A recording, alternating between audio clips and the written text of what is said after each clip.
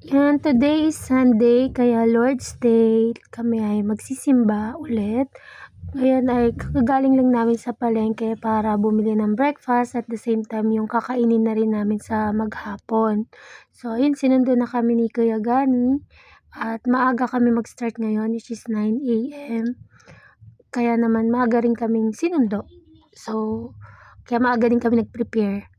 So, ayan, meron ding event sa hapon, which is yung kasal naman nila Jude and Dayan. So, after nga nung namin kumain sa church, ay dumiretso na rin kami sa venue. Alam nyo ba, tung araw na to is pinagdasal talaga namin siya nung nalaman na nung groom and bride yung date ng kasal nila. Talagang pinagdasal talaga namin na magkaroon ng magandang weather ngayong araw na to. So, i-appreciate natin yung lugar. Napakaganda ng lugar talaga. Kahit hindi ko napicturan or nakuhanan lahat. So, ito lang talaga yung nakuhanan ko. Pero sobrang ganda talaga ng lugar. So, ayun nga. As I was saying nga, pinagdasal namin yung weather. Kasi alam naman natin na tuwing June is maulan, 'di ba? Tapos last day pa ng June. Tapos during this time pa, may mga typhoon na nasa area ng Pilipinas. Kaya naman yung magkaroon talaga ng ganitong weather, talagang thank you Lord talaga. Isang testimony talaga na napakabuti ng Panginoon kapag sama-sama kayong nagdadasal at mula sa puso talaga yung dasal niyo. Kaya naman sobrang nag-blessed kami ng araw na to kasi mula umaga hanggang ito na nga hapon ay binibigyan pa rin kami ng Panginoon ng magandang weather. So ayan, dumiretso na rin kami sa powder room. So dito nakita namin yung iba naming kasamahan sa church na nauna na sila. So ayan si Jude, ang ating groom. So ngayon, dito na lang din talaga kami nakapag-banding. At syempre, nag-picture-picture din naman, syempre. So, ayan, ang ganda talaga sa picture ng mga pink. Favorite color ko din tong pink eh. Kaya nakakatuwa. Talagang kinarer ko ang pagbili ng mga pink. Actually, dalawa yung nabili ko. Kasi para din naman sa akin yun. Kasi nga, ang cute talaga ng pink. Kaya ayan, thank you kay Sister Dayan sa pag-invite sa akin dito. So, ayan, dito ko na rin pala nakita si Ate Daisy. Kasi meron siyang duty eh. So, dito siya dumiretso. So, ito nga pala yung bridal car nila. Sobrang ganda. Lalo na yung sumakay sila dyan talaga na sa same day edit feed. Ang ganda talaga ng kuha na yun.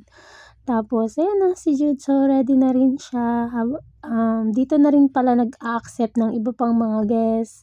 As in, malaki naman yung place. Kaya hindi naging crowded. At the same time nga is malamig nga yung place na yun. Kaya naman, malayang nakakagalaw ang bawat isa. So, ito yung best man, si Johnny. Then, na-meet yung ibang mga bridesmaid, guests, sponsors, groomsmen. Yun, nandito na lahat. So, ang ganda, diba? Ang ganda ng place. Wala na akong masabi. So, yan, si Nico, si Joshua. Ayan, sila Michelle. Ligang-liga na naman ang dalawa talaga pag magkasama. So, dumating na rin pala si Pastor na magkakasal kila Jude and yung family din nila. So, napakaganda. So, nag-start na siya. So, na-meet namin si Dayan din. So, kami habang paakyat kami kasi sa second floor yung gaganapin yung wedding. Tapos, nag-konting briefing bago mag-start sa mga organizer. Hanggang sa ayun na nga, nag-start na nga siya at nakapasok na rin kami dun sa gaganapan. So, ayan na. Nag-start na yun na si Kuya Kiwo namin. And, ang ating ring bearer, si Ate Alicia na flower girl. Tapos, ayan, ang bilis maglakad ni Ate Alicia. So, ayan, this time, waiting na lang si Jude kay Sister Dayan. And then, ayan na nga, lumabas na ang bride natin. At, nakapasok na nga siya sa loob at doon naman ay sasalubungin siya ng parents niya. So this time nakanta si Jude. Actually hindi ko alam na yung background music niya is si Jude pala na nakanta. Kaya halos late ko na rin talagang nakuhanan si Jude sa pagkanta niya. Then after nga nung kanta niya, nagkaroon na naging emotional na rin siya kasi ito na yung time na binuksan na yung curtain at papasok na nga at papunta na nga si Jude, si Sister Diane kay Jude.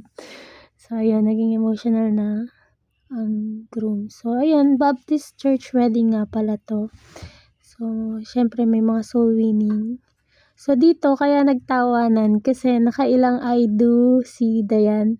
Siguro mga 3 I do. Ayan. So nagtawanan. So hindi ko nakuhanan yung kay Jude kasi nag-CR ata ako nun. Pero yun. So ang nakakatawa talaga dito is every moment nung kasal is may mga live singing talaga. So duet. So eto nga si Shani tsaka yung anak ni Pastor is kumakanta nga sila during that time. Kaya naman ang ganda nung pagkaka-areglo ng kasal ng isang ganito Baptist wedding. So may mga soul winning din, tapos may syempre preaching din about sa mag-asawa, syempre biblically talaga.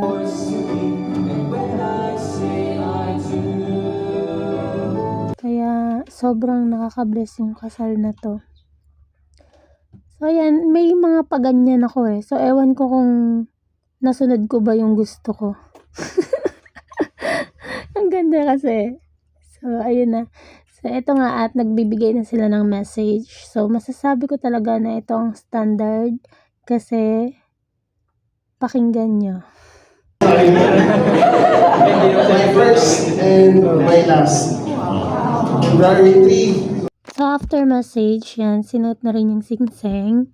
Then after nun ay nagsabi na rin si Diane ng message niya at ito pa rin talaga ang standard para sa mga babae. Pakinggan nyo.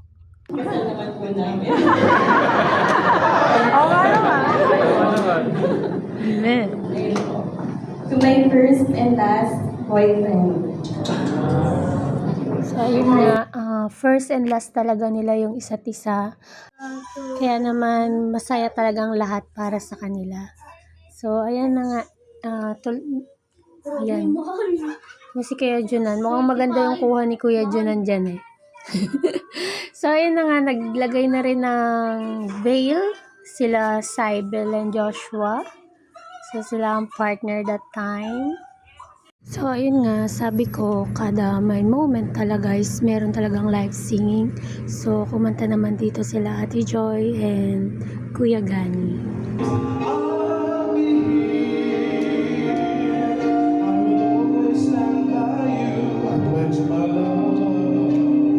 So ayan, naglagay na rin ng knot sila Michelle at saka si Nico. So nagkaroon ulit ng duet singing sila Ate Celine at saka si Kuya Ruben.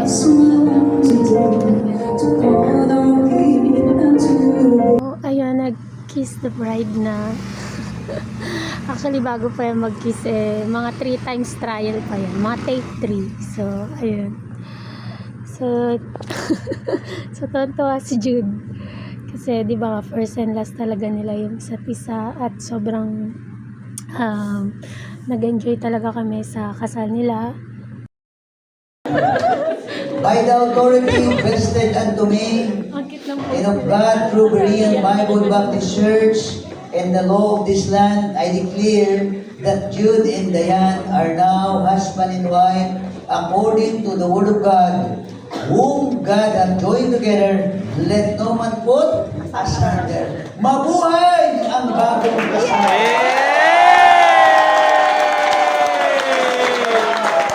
So, yan, natapos na ang ceremony. Siyempre, nag-picture-picture na ang lahat ng mga kasama sa kasal na yon. So, nagkaroon naman ng magandang management sa ganitong event kasi magaling din talaga yung coordinator nila.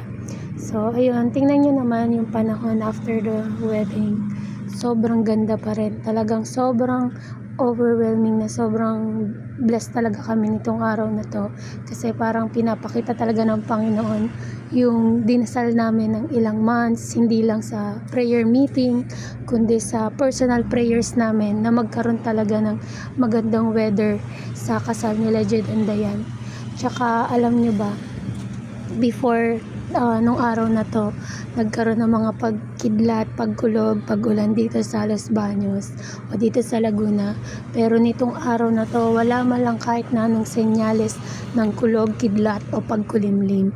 So ito, pumunta na kami sa refreshment, tawag nila na refreshment. So may mga snacks din dito. So may salad area, tsaka ang maganda dito may Dunkin Donut at may kasamang coffee kasi sobrang coffee na talaga ako ng mga oras na to. So ayan, buti kasama to. May mga kasamang premium donuts na rin. Tapos meron ding kasamang perfume. So, meron silang stub na ibibigay sa'yo. So, ipipresent mo lang. Then, pipili ka na ng perfume. And then, ito yung parang pika-pika nila. So, may mga snacks dyan. Nagre-refill sila during that time eh. So, ayun.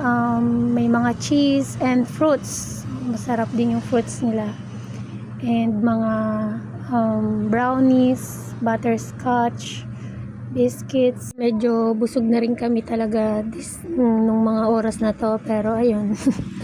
So, tingnan nyo naman kung gaano kaganda yung gabi, di ba? Blue sky, ang ganda rin ng moon. So, nakuha na ng maganda, pero maganda yung moon. So, ngayon, pinababa kami ulit kasi meron daw fireworks. Kaya naman, yun, tamang waiting kami dito. So, andun sila sa terrace. Napaka-romantic nung moment. Pero, ayun, saksi kami sa lahat ng yun. So, ayun, nag-start na yung fireworks. So, kinat ko na lang yung iba. Then, fast forward ko na lang talaga to. Kasi, di ko rin makuha na ng maayos yung fireworks. Kasi, mas gusto ko siyang talagang panoorin sa live. At mas maganda kasi siya talaga sa live. So, ayun. Yun lamang. Then, after nito, bumalik din kami sa may perfume. Kasi hindi namin siya natapos kuhanin. So, ayan, nakakuha kami. So, ito nga pala yung itsura niya pag gabi na. So, napakaganda pa rin talaga ng gabi. So, pumunta na kami sa reception kung saan ay magdi-dinner ulit. So, ayan, nag-prepare na rin yung bride na tumabas this time. So, nakidayo na rin kami ng ibang table kasi nasa table 8 kami eh. So, ayan, nakidayo ako ng table kay Ate Daisy. And also, ayun, dito na lang din kami nag-banding pa habang naghihintay sa bride and sa groom, syempre. So, ayan, may kanya-kanyang table. Ayan yung mga sponsors. At, ayan, may ganyan sa table. So, pwede mo na rin yung iuwi. So, lagayan siya ng baso.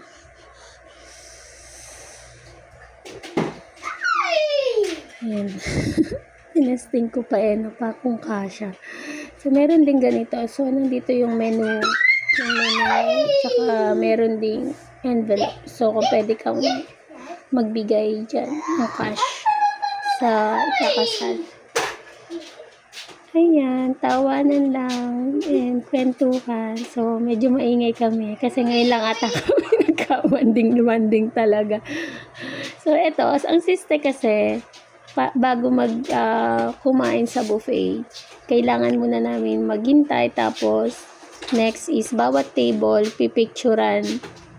Magpapapicture dun sa bride and groom sa stage. Then, after nun, ay pupunta na sa buffet. Since nasa table 8 kami, medyo matagal kami naghintay. So, okay lang din. Kasi busog pa nga kami dahil nga dun sa pika-pika. So, ayan, nagpa-picture na kami. Ayan, naka-timelapse na talaga yan. So, ayan, nagpa-picture na kami. After nun, ay pumunta na kami sa buffet. And then, unang bumungad sa amin is yung cake. So, 5 layers siya eh.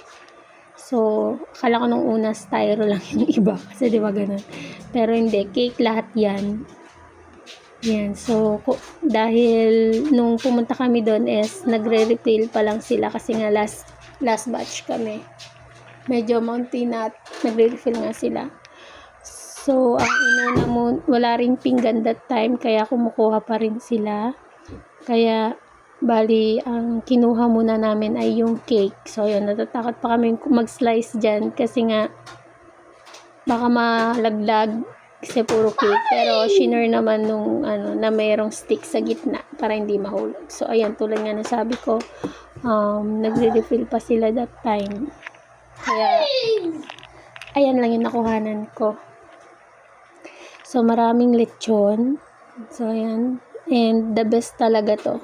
Ewan ko anong pangalan, pero the best talaga yan sa dessert na natikman ko. So, ayan. Feeling diet. Yan. Pero, 2 plates talaga yan. So, ayun lang. Kasi after nito, nag-live na ako. Kaya, yan lang yung mga nakuhanan ko ng video. And that's all. Thank you, Diane and Jude. Congratulations.